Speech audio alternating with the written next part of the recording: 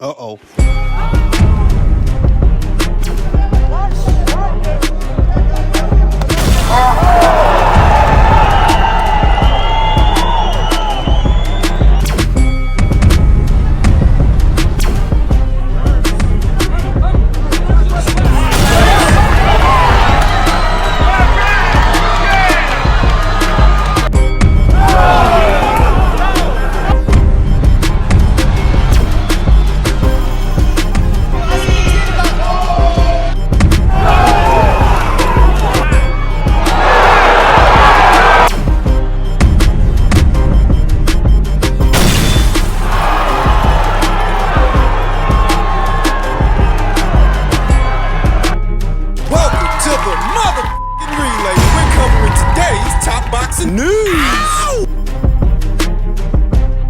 Okay, and now it's time for our weekend recap. We're going to kick it off with the Gabriella Fundora versus Gabriella Alaniz undisputed flyweight title fight that ended in spectacular fashion. I feel like this undisputed title fight flew a bit lower on the radar than some others in men's boxing and women's boxing, but this was everything you wanted in this kind of fight, an undisputed clash between the two remaining champions at a weight.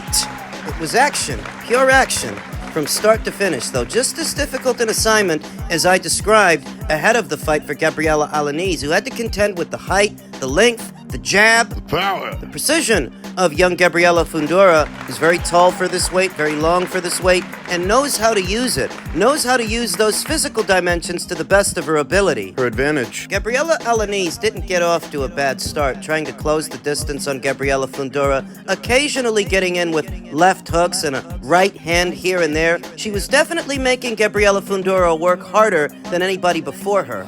So if she wasn't able to build on it, it's because she kept getting interrupted by the long jab, the stiff jab of Gabriella Fundora, and a straight left hand, the backhand down the middle. Down the pipe. Gabriella Fundora, the southpaw, leads with her right to set up her left. And I noticed it early on in the contest that she was able to land that punch with some regularity, so you figure that if she's landing this punch in rounds 1 and 2, she's going to be able to keep landing it later on. Spirited exchanges, good back and forth, good action between the two fighters, but Gabriella Fundora just taking that half step back, creating that bit of space to get her punches out and get her punches off. Catch Gabriella Alaniz coming in gradually was breaking her down, and you could see that the momentum for Gabriella Alaniz, it was slowing, that she was trying her best. She wasn't doing half bad at the start, though it was taking a toll on her, and for every punch that she tried to land or did land, it came at a heavy price because she came under heavy fire. Gabby Fundora was teeing off 5'9" in the flyweight division. In a very general sense, 5'9". It's not that tall, but for a flyweight it is. Even worse, that Gabby Fundora knows how to use it, to use those long levers. Not every statuesque fighter, every tall fighter at a given weight really knows how to use it. We see it all the time in Brandon Figueroa, guy who gives up his height and length to trade punches in the pocket. The same can be said for Gabby's brother, Sebastian. He does that too. Gabby Fundora doesn't, and that's what sets her apart, that she's got great physical dimensions for the weight, and she knows how to use them. She actually knows how to use them to move around. Don't hold your feet, don't hold your position. Make the smaller fighter work for every inch. The more you do, the more open they are, the more mistakes they will make. Comes at a sacrifice. Trying to close the distance on a taller, longer fighter like a Gabriella Fundora whilst letting go of punches, you might lunge. Lean over your lead foot. Leave yourself open. Trying for looping punches over the top. Gabriella Alaniz did. So in the 7th round, when she's floored by that straight left hand down the pipe, down the middle, that's what happened. She got caught in between the punches, trying for punches, and was sent to the canvas for the first time in the fight. She claimed that it was because their feet became tangled up, but it didn't look like that. That was off a punch. She's a tough broad because she rose to her feet, got back on the horse, got back on the saddle, and tried again just to get dropped again. Harder the second time. Goes back to what I said.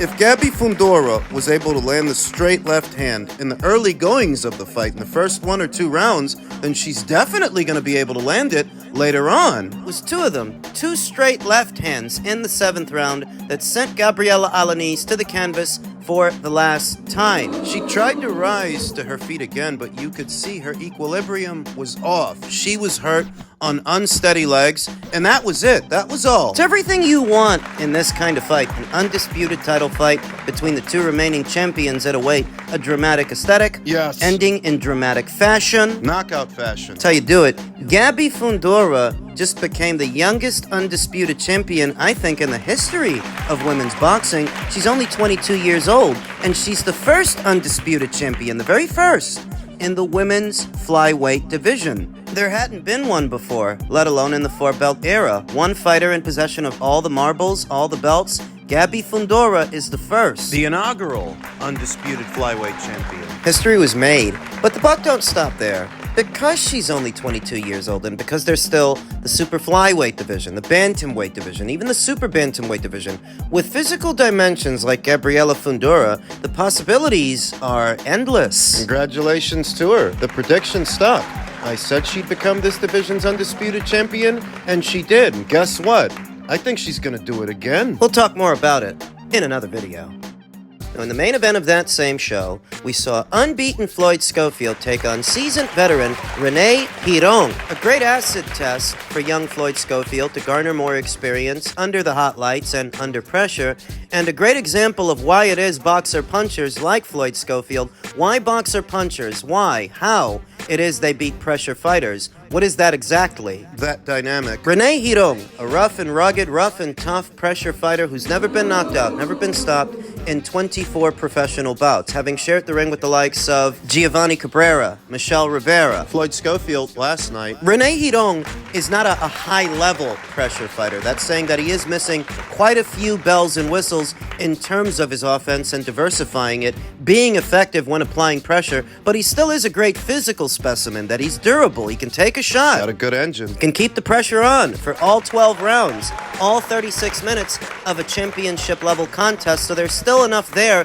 that you can learn something if you're Floyd Schofield. Can garner experience. Saw great movement from Floyd Schofield, using the ring to keep distance between himself and Rene as Rene barreled forward. Accuracy. Saw great accuracy from Floyd Schofield, getting in clean punches, clean, accurate punches that you didn't have to look for, maintaining a bit of space between himself and Rene as to not smother his own work, giving himself room to throw, room to land, and room to drive the punches. Optimizing his power. Because you don't want to be too close to your opponent, so close you can't really turn into and drive your shots. Floyd did a good job of keeping space between himself and Rene for long spells, for really most of this fight, that he was winning wide. A good engine. Floyd Schofield showed a good engine, able to keep the pace, keep up with it, and keep control of the fight for the vast majority of it, even though Rene was staying on him, was keeping the pressure on. That's important. Being able to deal with that kind of pressure for that duration of time, it's important because you got a lot of fighters. They might look good for 4 rounds or 6 rounds or maybe even 8 rounds. And eventually the pressure gets to them. Eventually they start to unravel, start to lose form, start getting hit.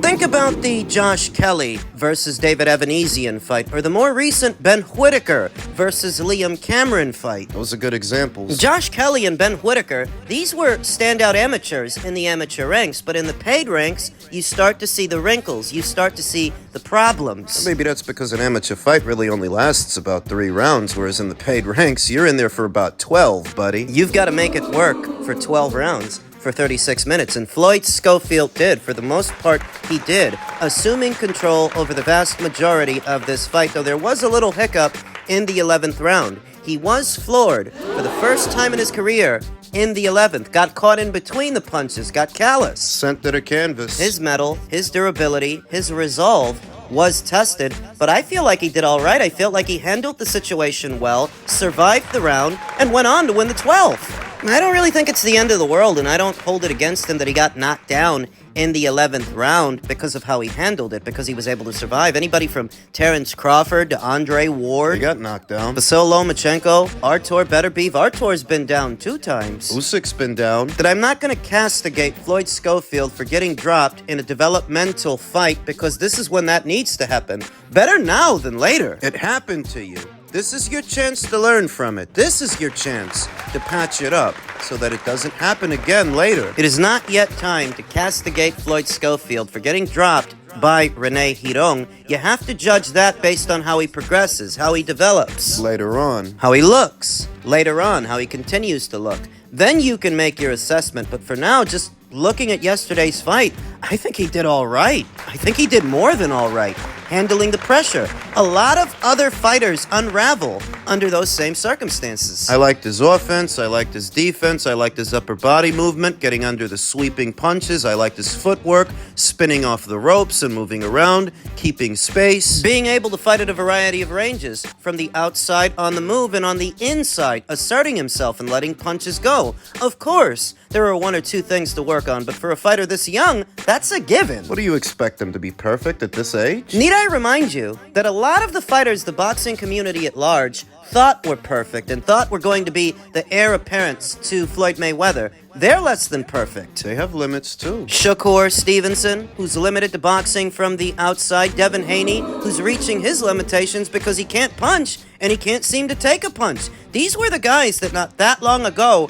everybody thought, oh, they're perfect, but they're less than perfect. Gervonta Davis, who's limited to fighting tomato can after tomato can so he can keep up this illusion. Keep his unbeaten record. I'm just saying that if Floyd Schofield is less than perfect at times, well, that applies to a lot more people than just him, so you can't be too hard on him. Ultimately, I liked what I saw yesterday. I think it's promising, and I think he's a breath of fresh air from some of these other youngsters, these Floyd Mayweather wannabes. We don't need more Sugarfoot fighters. We need more action guys like Floyd.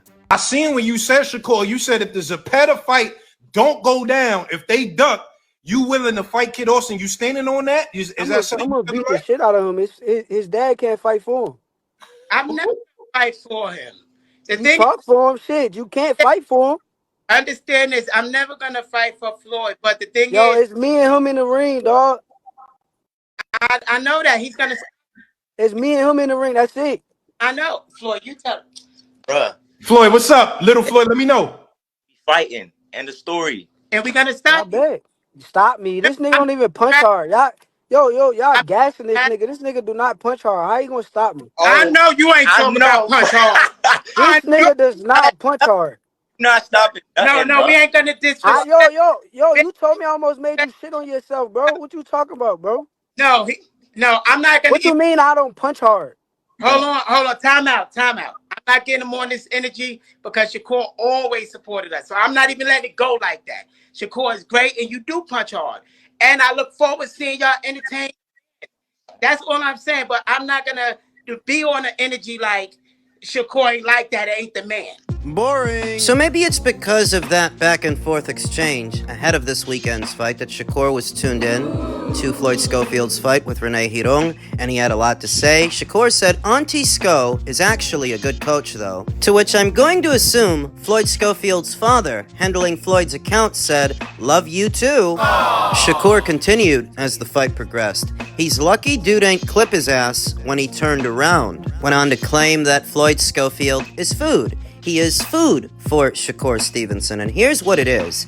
You don't need to be Bert Sugar. You don't need to be Larry Merchant. You don't need to be an expert to know that Shakur Stevenson is more advanced than Floyd Schofield is right now, that he's much further along in his career than Floyd Schofield is right now. Of course he is. And that if they fought right now, Shakur would beat him. If the fight were next. But is the fight going to be next? Well, they seem to have some kind of a verbal agreement that if William Zepeda doesn't fight Shakur next year as part of a Riyadh season show, Shakur is willing to fight Floyd Schofield in his place. Do you think that's gonna happen? No. William Zepeda and Floyd Schofield are both promoted by Golden Boy Promotions. William Zepeda is actually further along in his career than Floyd Schofield. So if William's handlers at Golden Boy don't want to let him in there with Shakur, odds are Floyd's handlers aren't going to let him in there with him either. Not yet. Anticlimactic, I know. In spite of all the podcasts and the podcasters conducting interviews, in spite of all the back and forth between the two teams. He said, she said. The truth is that we're not going to get Stevenson versus Schofield next. We're not. But you don't need me to tell you that. By now, in the American boxing scene, you should know that for all the back and forth you see on social media,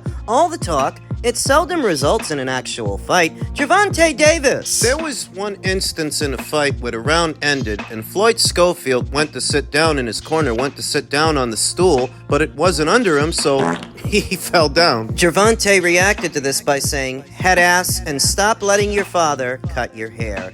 To which Floyd Schofield's social media account, likely ran by his father, said, let me find out you're mad, because your dad wasn't in your life. Stop wearing nail polish. Soon, your Diddy tape will be out, fruitcake. Well, Gervonta Davis does paint his nails. He did get hugged up by Diddy. He literally picked him up like he was a toddler. Something about a grown man picking up what's supposed to be another grown man. Who paints his nails, wears purses, wears pink minks. My pussy part severely, and yours don't. Gervonta Davis is a sassy broad, and he tried to sass Floyd Schofield for his performance yesterday. But once again, it's just talk. I mean, all of this would be entertaining if you were watching it unfold with the feeling that there's going to be a fight, or that this is going to result in fights. But it isn't. Gervonta Davis has been sassing guys like this for years. Most guys that he never fought. Like Tevin Farmer, like Shakur Stevenson, like Devin Haney. More of the same. And what you're talking about in Gervonta Davis and Shakur Stevenson are two guys who are done for the year. They're done. They're not going to fight. It doesn't look like Devin's going to fight either. Teofimo's not going to fight. Ryan Garcia can't fight because he's under suspension. That when I think about this last crop of young American fighters, they're all anticlimactic. They're all boring. The only hope is that the next year will be a bigger one for them than this one was, because this wasn't exactly a good year for Shakur, for Devin, for Teofimo. It would have been a good year for Ryan if he didn't test positive for a banned substance and the outcome of his fight hadn't been overturned. If he didn't have that racist tirade via social media that turned so many people against him. And Gervonta, forget about Gervonta, he only fought once in a fight that nobody cared about and nobody bought. Tried to schedule another one and they couldn't get it done for him. That's the state of the PBC right now. They couldn't schedule another fight in the same calendar year for what's supposed to be their star fighter. And so because these fighters all campaign at the same weight, Shakur, Gervonta, Floyd, there's going to be some back and forth. There's going to be some barbs traded. But it's really not exciting if it's not going to result in a fight. And it's not going to. It isn't. Floyd Schofield is a developing fighter. He's not in the same place as Gervonta. He's not in the same place as Shakur. What you want to argue about, what you want to debate, is who would win a fight between them. If they were going to fight right now, if they were going to fight next, I'd say Gervonta beats Floyd Schofield. I'd say Shakur beats Floyd Schofield. But that's the caveat. They're not going to fight now. They may never fight. So this is much ado about nothing. All the interviews and all the podcasts with the podcasters. You've got guys that should have fought a long time ago that still haven't and aren't going to. So when you inject Floyd Schofield into the conversation, it's just more of the same. It's not even about who's in the right and who's in the wrong and who initiated it. It's more like, who cares? Who even cares about more shade room antics from these young American fighters? I don't. I am interested in Floyd Schofield's development in the changing landscape at 135. But this stuff, I don't care. Don't give a shit. Shakur's little attitude. He's always frowning his face up. He's always angry just to go in there and spend 36 minutes running from who he's supposed to be fighting. Spare me.